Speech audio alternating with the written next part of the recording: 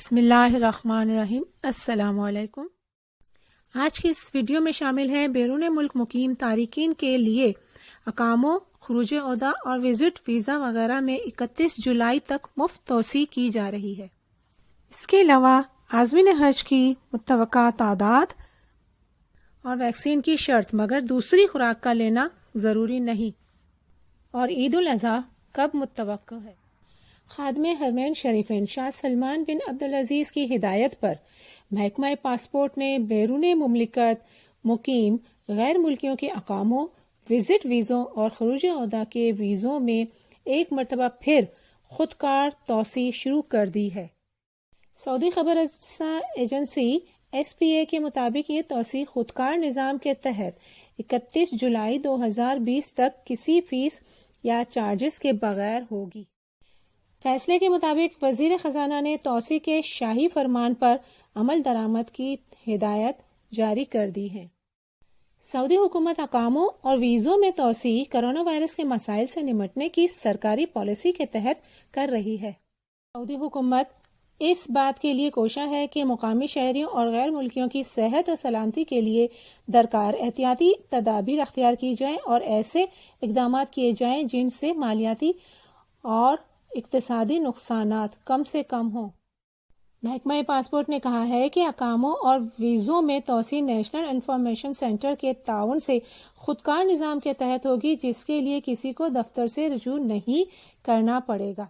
محکمہ پاسپورٹ کی جانب سے توسیع کے حوالے سے کہا گیا ہے کہ بیرون مملکت موجود ان اقامہ ہولڈرز کے اقاموں اور خروج عہدہ ویزوں میں توسیع ہوگی جہاں سے آمد پر کرونا وائرس پھیلنے سے روکنے کے لیے پابندی لگی ہوئی ہے، اور یہ توسیع 31 جولائی 2021 تک ہوگی۔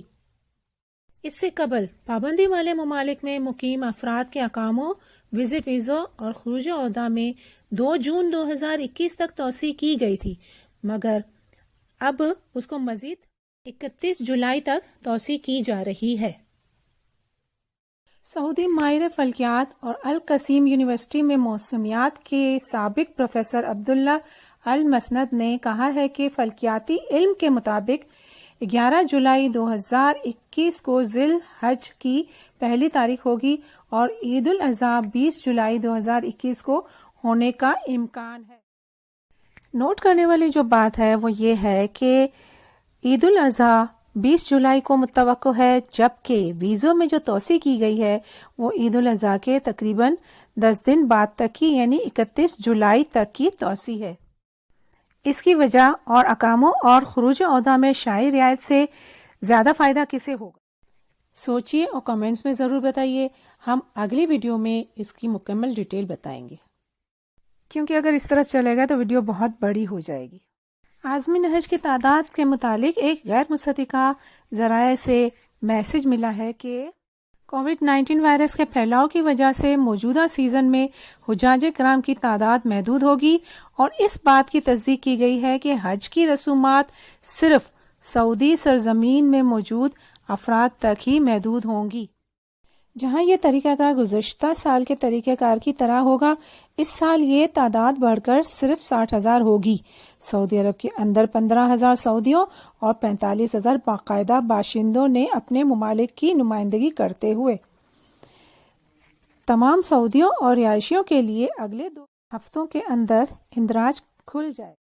یہ میسج عربی میں تھا جس کا اردو ترجمہ کیا گیا ہے۔ میسج کو ملے ہوئے 4-5 دن ہو چکے ہیں، مگر میں شیئر نہیں کرنا چاہ رہی تھی کیونکہ یہ نہ تو اچھی خبر تھی اور نہ ہی کسی اوتھینٹک ذرائع کی خبر ہے، اور میں انتظار کر رہی تھی اوتھینٹک ذرائع کی۔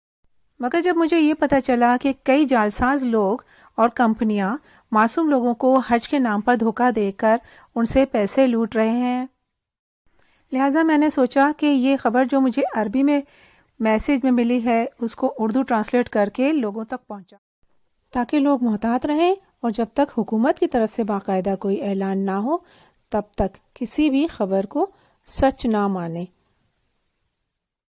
سعودی نائب وزیر حج و عمرہ ڈاکٹر عبدالفاتح المشات نے ذرائع ابلاغ میں گردش کرنے والے اس دعوے کی تردید کی جس میں کہا جا رہا تھا کہ اس سال 60,000 افراد کو حج کی اجازت دی جائے گی۔ نائب وزیر حج نے کہا کہ ابھی تک اس سال عازمین حج کی باقاعدہ تعداد متعین کی گئی ہے اور نہ ہی اس کا اعلان ہوا ہے۔ حج اسکیمیں تیار کی جا رہی ہیں، مکمل ہونے پر حاجیوں کی تعداد کا اعلان ہوگا۔ خلیجیہ چینل کے یاہلیہ پروگرام کو انٹرویو دیتے ہوئے انہوں نے کہا کہ اس سال حج کے عازمین کی اہم ترین شرط ویکسین ہے۔ امیدوار ویکسین کی دونوں خوراکیں لے چکا ہو یا کوئی ایک خوراک لی ہو یا کرونا وائرس میں مبتلا ہونے کے بعد صحت یاب ہو چکا ہو، یہ اس سال حج کے عازمین کی بنیادی شرط ہوگی۔ اس سوال پر کہ کیا کرونا وبا سے زیادہ متاثر ممالک کو اس سال حج سے مستثنی رکھا جائے گا، ڈاکٹر عبدالفتاح المشات نے کہا کہ حج کا طریقہ کار جامع ہوگا۔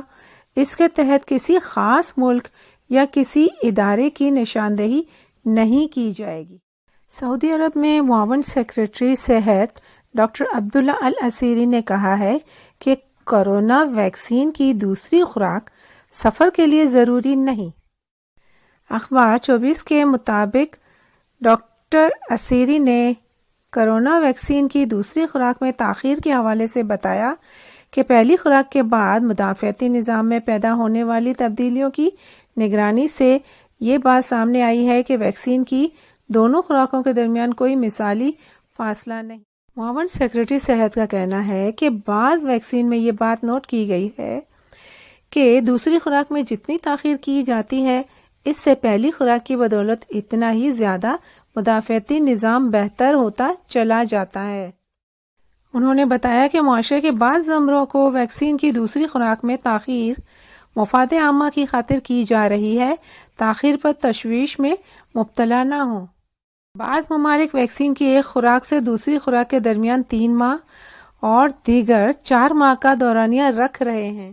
انہوں نے کہا کہ وبائی صورتحال اور آبادی کا تناسب دوسری خوراک کے نظام الاوقات پر اثر انداز ہو سکتا ہے۔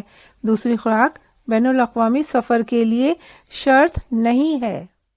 آخر میں اللہ رب العزت سے دعا ہے کہ اللہ تمام عالم اسلام کے مسلمانوں کی تقدیر میں اپنے در کی حاضری لکھ دے، آمین ثم آمین۔ ویڈیو دیکھنے کا بہت بہت شکریہ، جزاک اللہ۔